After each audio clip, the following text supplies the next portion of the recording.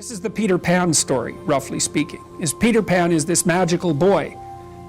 Pan is the god of everything, roughly speaking, right? And so it's not an accident that he has the name Pan. And he's the boy that won't grow up. And he's magical. Well, that's because children are magical. They can be anything. They're nothing but potential. And Peter Pan doesn't want to give that up. Why? Well, he's got some adults around him, but the main adult is Captain Hook. Well, who the hell wants to grow up to be Captain Hook? First of all, you've got a hook. Second, you're a tyrant.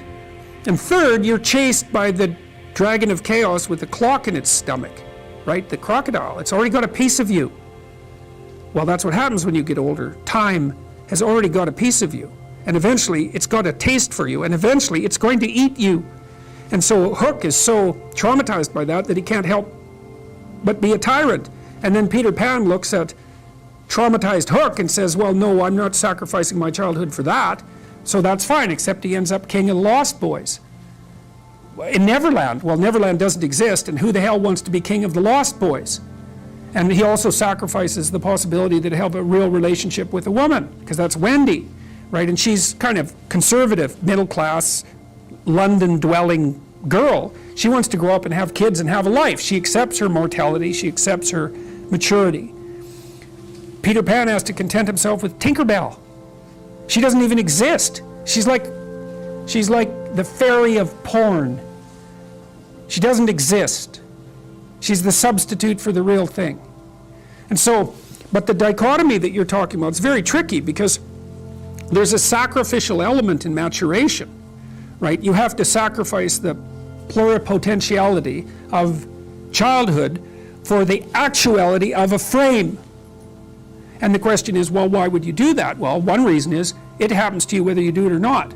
You can either choose your damn limitation, or you can let it take you unaware when you're 30, or even worse, when you're 40. And then that is not a happy day. And I see people like this, and I think it's more and more common in our culture, because people can put off maturity without suffering an immediate penalty. But all that happens is the penalty accrues, and then when it finally hits, it just wallops you. Because when you're 25, you can be an idiot. It's no problem. Even when you're out in a job search, it's like, well, you don't have any experience and you're kind of clueless. It's, yeah, you're young, it's no problem. That's what young people are like, but they're full of potential. Okay, well, now you're the same person at 30. It's like people aren't so thrilled about you at that point. It's like, what the hell have you been doing for the last 10 years? Well, I'm just as clueless as I was when I was 22. It's, yeah, but you're not 22. You're an old infant, right? And that's an ugly thing, an old infant. So, part of the reason you choose your damn sacrifice, because the sacrifice is inevitable, but at least you get to choose it. And then there's something that's even more complex than that, in some sense, is that the problem with being a child is that all you are is potential, and it's really low resolution. You could be anything, but you're not anything. So then you go and you adopt an apprenticeship, roughly speaking, and then at least you become something. And when you're something, that makes the world open up to you again.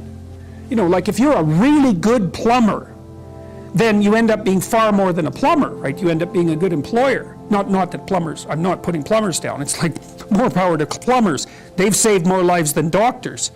So, hygiene, right? So, if you're a really good plumber, well, then you have some employees, you run a business, you train some other people, you enlarge their lives, you're kind of a pillar of the community, you have your family. Once you pass through that narrow training period, which narrows you and constricts you and develops you at the same time, then you can come out the other end with a bunch of new possibility at hand.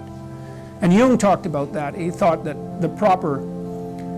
part of the proper path of development in the last half of life was to rediscover the child that you left behind as you were apprenticing.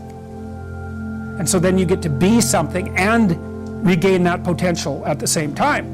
Very, very smart. Well, he was very, very smart, so that's very wise thing to know. So, yep, sacrifice. We'll talk more about that too. You get to pick your damn sacrifice. That's all. You don't get to not make one. So you're sacrificial whether you want to be or not. how the modern idea is you're supposed to accept yourself. I think that's an insane idea, by the way. Really, I can't think of a more nihilistic idea than that you're already okay.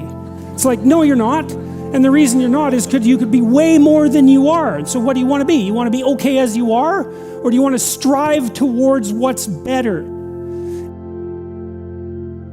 And there really was a difference between good things and bad things, or great things and evil things. It gives you direction. It gives you the possibility of moving upward. And Ratzinger is pointing out, at least to some degree, that human beings are insufficient in and of themselves and need the movement upward. And so they need to conceptualize something like the highest good, and then to strive for that. And the thing is that there isn't any difference between conceptualizing the good and being judged. Because if you're going to conceptualize the good and move towards it, what you have to do is separate from yourself all those things that aren't good and leave them behind. And that's why the Redeemer and the Judge are the same thing. And one of the things that's really appalling, I think, about our modern world is that we're rejecting the notion of qualitative distinctions. You say, well, we don't want to hurt anybody's feelings by saying that one thing is better than another. It's like, okay, fair enough. It's not fun to be cast off with the damned, that's for sure. But if people are in fact insufficient in their present condition, which seems to be the case, I mean, try finding someone who isn't, then if you deny the possibility of qualitative distinction because you want to promote a radical egalitarianism, then you remove the possibility of redemption, because there's no movement towards the good.